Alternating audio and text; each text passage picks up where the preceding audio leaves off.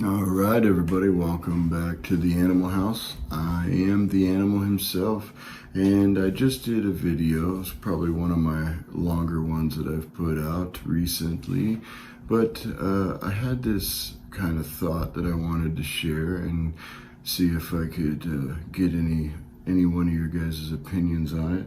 And it was the thought was the waning support for the Ukraine conflict, and you had politicians that were starting to not be as supportive. You had a lot of pushback from the American people in general.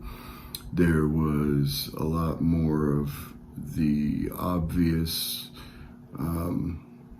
connections inside the government with the people that are, on the armed services committees and, things like that are for support of it. And then, so when all of that stuff started to come out, that those politicians, constituents weren't happy, then you had the backdoor deals happening with McCarthy. Matt Gaetz comes in, does the thing with McCarthy, gets him out of his seat. Then you have the mainstream media try to play it like there are these rogue people in Congress that are, trying to take control, and, so on and so forth. It was funny at the time. I was joking with some of my friends saying, man, whatever you see in the mainstream media, almost 100% of the time you can guarantee it's almost the exact opposite. If they're saying the sky's green, it's blue. If they're saying take a left, go right. Because the people that were in support of getting McCarthy out were in support because that's what their constituents wanted. You had the politicians that were initially in support of, hemorrhaging money, to then the constituents are saying, no, we want to go with, one-line spending bills, not these big bulk bills where you stuff all this, money for, underwater Native American basket weaving studies, in Bangladesh, and all these different things. Like there was just all this nonsense stuffed in there. So, the constituents were starting to say, no, we want one-line spending bills, and you had all these like threats, like, oh my God, it's these people hate handicapped children. If the government shuts down, how are we going to help the handicapped children, and all this other stuff? Now look, nobody directly wants to shut the government down. You'll have certain anarchists and things like that say that they want to shut the government down,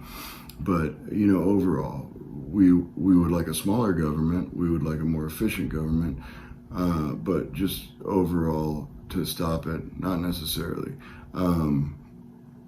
But the mainstream media tries to play this thing out, and so McCarthy gets ousted. Then they play this next tune of, oh, the Republicans are like argumentative little children. They're going back and forth, and they cannot agree on anything. And it's like, look, both political sides have their internal stuff, and I'm not necessarily a Republican, and I'm not necessarily a Democrat. I'm a libertarian. I have some liberal views, I have some conservative views, and I tend to look at politicians or politics like trying to pick which STD you want more. Do you want the one that's going to kill you, or do you want the one that you can eventually get rid of? And I think that really, unfortunately, is more of where we're at now. But then we get to the things kick off in Israel, and you have these, Muslim terror groups that started attacking the Jews, and then the media goes nuts, and so then it takes some of the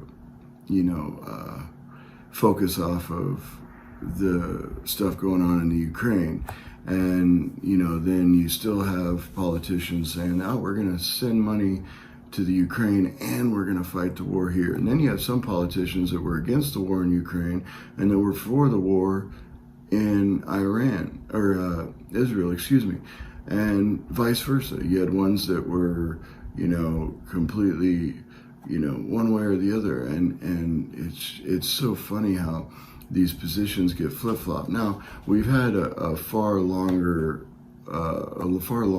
term relationship with Israel than we have with the Ukrainian government or anything of the sort.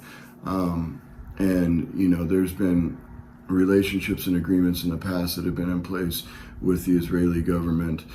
So I'm sure there's things there that, have been in effect long before the Ukrainian war has been there. But now, I just thought it was funny that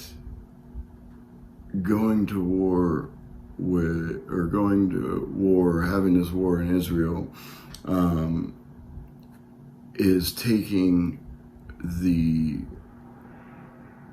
look off of, the impeachment hearings, the money being spent in the Ukraine for Ukrainian politicians, and where's the money actually going. And right at the initial kickoff of this war, or this attack in Israel, you get news that, now once again, we don't know if it's true or not, but it's pretty,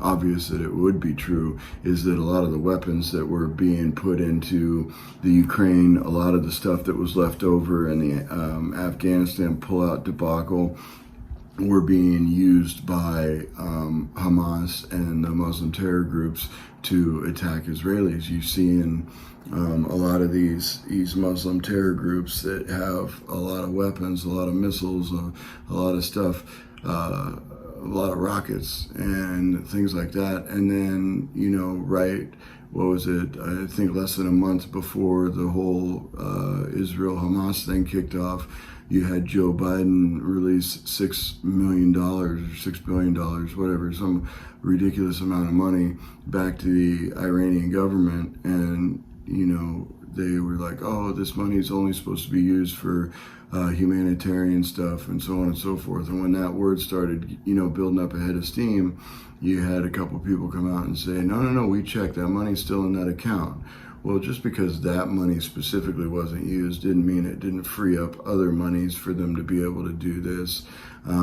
Or how do we know that that money is in that account? We can't see it. We're just having another politician tell us, like, no, that money's still there.